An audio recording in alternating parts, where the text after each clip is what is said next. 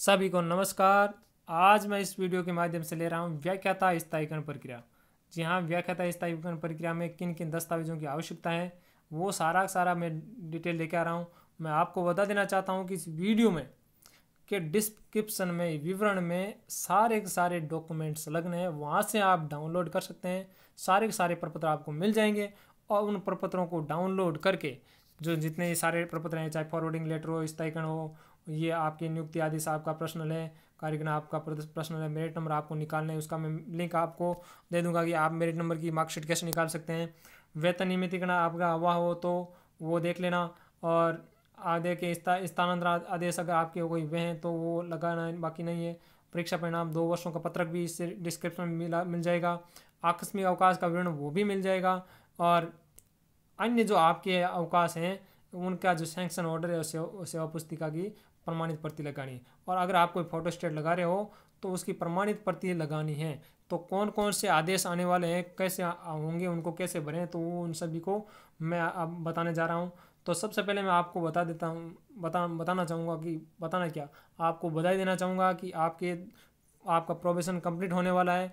और सभी का ये ख्वाब रहता है कि कब मेरा प्रोबेशन कंप्लीट हो और मैं नियमित वेतन की श्रृंखला में जाऊं। और जो गवर्नमेंट के द्वारा पिछले लगभग 15 सालों से जो कर्मचारियों का शोषण किया जा रहा है 2 साल की पीरियड में, उससे कब आपको मुक्ति मिले, ये सभी चाहते हैं। तो आपको अग्रिम बधाइयाँ कि आपका स्थायीकरण जल्दी से जल्दी हो और वेतन नियमितीकरण होके आप फुल पेमेंट उठाए। तो हम चलते हैं हमारे विभिन्न तरह के फॉर्मेट की तरफ। सबसे पहले हम चलते हैं कि हमारा फॉरवर्डिंग लेटर कैसा होने वाला है।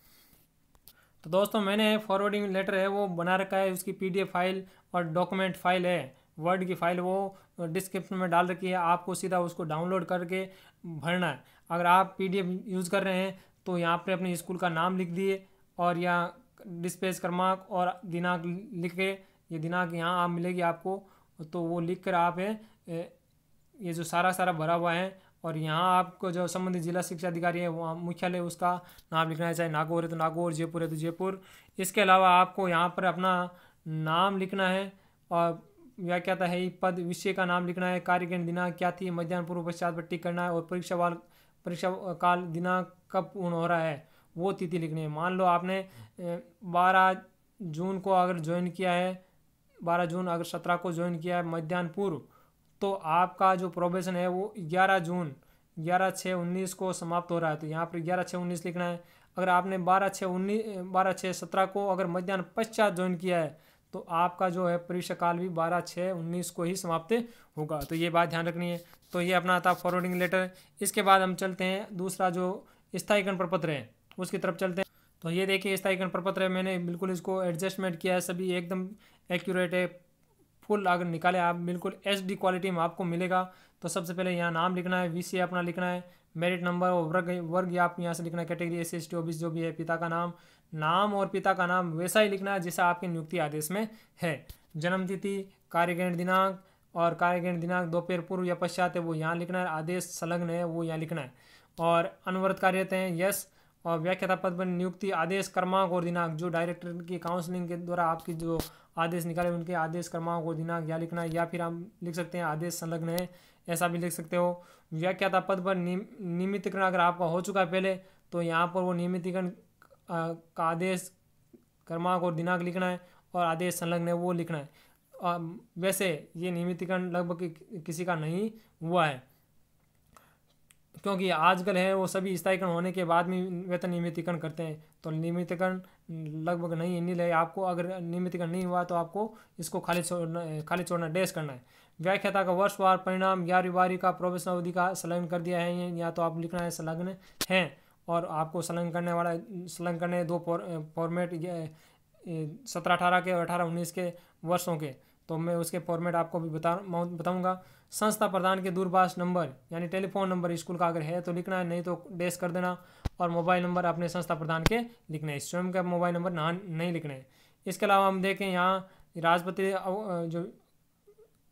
राजपत्रित काल में व्याख्याता के रूप में आपने कहाँ विवरण सेवा दी है, यानी आपका कहीं ट्रांसफ़र हुआ है या आपने कहीं परिवेदना देकर आपका ट्रांसफ़र कर, या वहाँ पर अगर पद समाप्त हो गया हो और आपको किसी अन्य स्थान पर लगा दिया हो, तो वो इस ट्रांसफर और विद्यालय का यहाँ नाम लिखना है, कब से कब तक वो लिखना है। दूसरा विद्यालय है तो ये विद्यालय का नाम कब से कब तक। तो इसमें आपको क्या करना है, तो स्थानांतरण का आदेश और पूर्व विद्यालय से कार्य मुक्ति आदेश और अगले विद्यालय में कार्यग्रहण आदेश, ये तीनों आपको लगाने हैं। इसके बाद हम देखते हैं उपभोग किए गए अवकाशों का विवरण। तो उपभोग किए गए अवकाशों का विवरण हम देखें तो आप कौन कौन से अवकाश उपभोग किए हैं।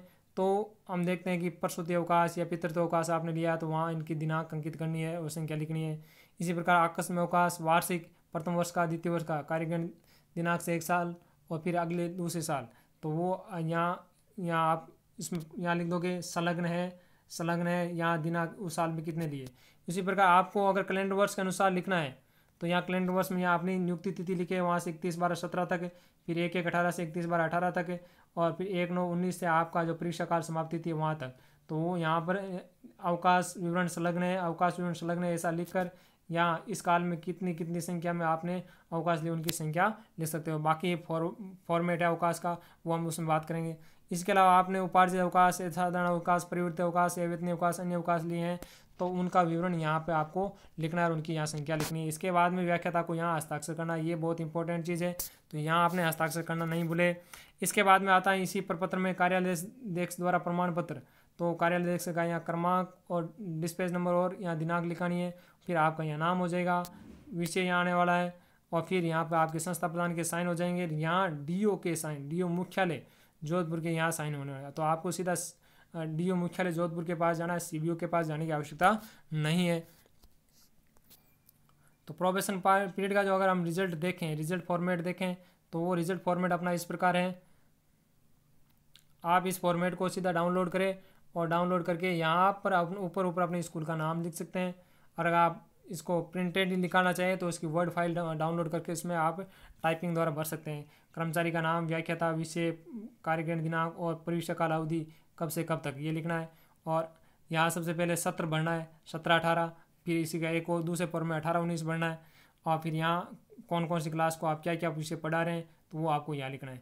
अगर आप विशेष रूप से 11वीं-12वीं का मांगा, अगर उस 9वीं-10वीं में अगर उससे संबंधित, मान लो आप पॉलिटिकल साइंस पढ़ा रहे हैं, हिस्ट्री पढ़ा रहे हो और 9वीं-10वीं में सामाजिक विज्ञान का पद खाली है पोस्ट नहीं है, तो आपके लिए वो लागू है। उसी प्रकार आपको 11वीं-12वीं में साइंस, फिजिक्स, केमिस्ट्री के या मैथ्स के टीचर हो और 9th-10th में साइंस का या मैथ्स की पद खाली हो तो संबंधित व्याख्याता को 9th-10th का रिजल्ट भी भरना है। तो उस वर्ष कितने प्रविष्ट हुए, first division, second division, third division कितने की बनी, कितने टोटल उत्तीर्ण हो गए, परीक्षा परिणाम कितना रहा, तो वो आप इसको भरना है। और फिर नीचे है ये प्रमाण पत्र हो जाएगा कि संस्था प्रधान की प्रमाणित किया जाता है कि व्याख्याता का नाम, कि उपयुक्त परीक्षा का परिणाम है, परीक्षा पर रजिस्ट्रेशन मिलान कर लिया गया, समस्त विवरण सही है, यहाँ आपके संस्था प्रधान के साइन हो जाएंगे, ये आपका ये परीक्षा प्रपत्र के बन जाएगा। तो इसके दो 4 प्रिंट निकाल के आप उसको भर सकते हो। आगे हम देखते हैं अवकाश विवरण। तो सीएल फॉर्मेट में देखें तो ये सेम है, पीछे वाले की तरफ जो रिजल्ट वाला सेक्शन था उसकी तरफ सेम है। बाकी यहाँ नीचे वाले में देखें, यहाँ सीएल ये कैलेंडर वर्ष के अनुसार है। तो नियुक्ति तिथि से 31 दिसंबर 17, 1/1/18 से 31/12/18 और 1/1/19 से आपकी परीक्षा काल समाप्ति दिनांक तक। तो आप दिनांक वाइज है, यहाँ पर दिनांक लिखे और आपने सीएल कितनी ली, दिन में 1 लिए हैं या आधी लिए हैं, 1 या आधी, 1 या आधी। आधी को आप 1/2 या 0.5 से भी लिख सकते हैं। और फिर आपको नीचे है वो टोटल करना है। याद रहे कि प्रति महीना और सीएल से ज़्यादा नहीं होने, जो सैंक्शन सीएल है प्रति महीना है, जो 100 सीएल है उससे आपकी सीएलों की टोटल ज़्यादा नहीं होनी है, उसमें आप एडजस्टमेंट कर लेना। यहाँ आपका नीचे नाम हो जाएगा और यहाँ पर फिर आपके संस्था प्रधान के साइन हो जाएगी। ये भी है कि आपके सीएल का फॉर्मेट बन गया, संस्था प्रधान द्वारा प्रमाणित है, ये अटैच कर सकते हैं। तो ये पूरे 2 सालों का एक साथ ही है। आगे हम देखते हैं, अगर ये सीएल फॉर्मेट अगर आप वार्षिक लगाना चाहिए, प्रथम वर्ष का या द्वितीय वर्ष का लगाना चाहिए, तो हम उसकी तरफ भी चलते हैं। आप वो भी एक साथ लगा सकते हैं ताकि आपके मन में कोई कन्फ्यूज नहीं रहे। दोनों आप लगा दो, वो बिल्कुल सही रहे। दोनों में आप 15 सीएलों का या पर मंथ सीएलों का एडजस्टमेंट आप बैठा कर भर सकते हैं।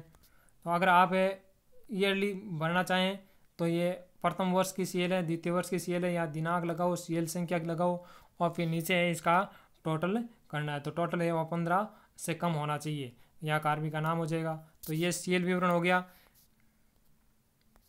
तो अवकाशों में अगर हम बात करें तो अवकाशों में आकस्मिक अवकाश के अलावा आपके अन्य भी अवकाश हो सकते हैं। प्रसूति अवकाश है, पितृत्व अवकाश है, या उपार्जित अवकाश है, या हम परिवर्तित अवकाश कह सकते हैं, या असाधारण अवकाश है, वेतनीय अवकाश वगैरह हैं, वो हो सकते हैं। तो उन सभी की आपको सैंक्शन ऑर्डर लगानी है। जो DO ने आपकी सैंक्शन निकाली है वो सैंक्शन प्रति लगानी है, और साथ में सर्विस बुक की फ़ोटो प्रति भी लगानी है प्रमाणित करके। जहाँ सर्विस बुक में उसकी एंट्री की उसकी प्रमाणित प्रति भी लगानी है। तो यहाँ पर आप कहोगे सर ये तो फॉर्मेट में लिखा है कि या तो सैंक्शन ऑर्डर होना चाहिए या सर्विस बुक की कॉपी होनी चाहिए, दोनों में से एक होना चाहिए। तो सावधानी के लिए बेटर रहेगा कि आप दोनों ही लगा दें, अपने को कोई दिक्कत होने वाली नहीं। एक कागज़ ज़्यादा लगेगा परंतु दिमाग में कोई टेंशन नहीं रहने वाली है।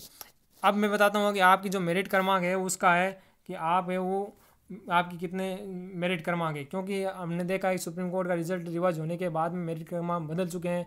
हमारे जो नियुक्ति आदेश में जो मेरिट क्रमांक थे वो अब नहीं रहे। तो अब आप है इस तरह का है, RPC की वेबसाइट से मैं आपको एक लिंक दे दूंगा, वहाँ पर है आप अपने रोल नंबर डालना और उसमें आप जन्मतिथि डालना और कैप्चा कोड दिए वो डाल कर आप ये इस तरह अपनी यह मार्कशीट है वो निकाल सकते हैं। उस मार्कशीट में आपकी यहाँ कैटेगरी दी हुई होगी और यहाँ पर आपकी मेरिट दी हुई होगी, तो वो आप लिख सकते हैं। और ज़्यादा बेटर ये रहेगा कि आप ये इसकी प्रिंट निकाल कर इसी फॉर्मेट के साथ में अटैच कर दें तो ज़्यादा बेटर रहेगा। आशा करता हूँ कि आप सभी को ये मेरा वीडियो अच्छा लगा होगा, आप सभी के लिए फ़ायदेमंद रहा होगा, और आपसे ये आशा करता हूँ कि आप ये अपना जो कार्य है स्वयं कर ले, बाबुओं के ऊपर बिल्कुल डिपेंड नहीं रहे। सारे दस्तावेज है PDF के रूप में, वर्ड एक्सेल के रूप में है, वो डिस्क्रिप्शन में लिंक दिया हुआ, वहाँ से आप डाउनलोड कर सकते हैं। किसी से मांगने की पूछने की आवश्यकता नहीं है। फिर भी है आप अन्य टीचर्स से आप बिल्कुल संपर्क करके अपने संतुष्ट होकर भी आगे अपनी कार्रवाई करें। आशा करता हूँ कि आप सभी को फ़ायदा हुआ होगा। धन्यवाद। जय हिंद, जय भारत।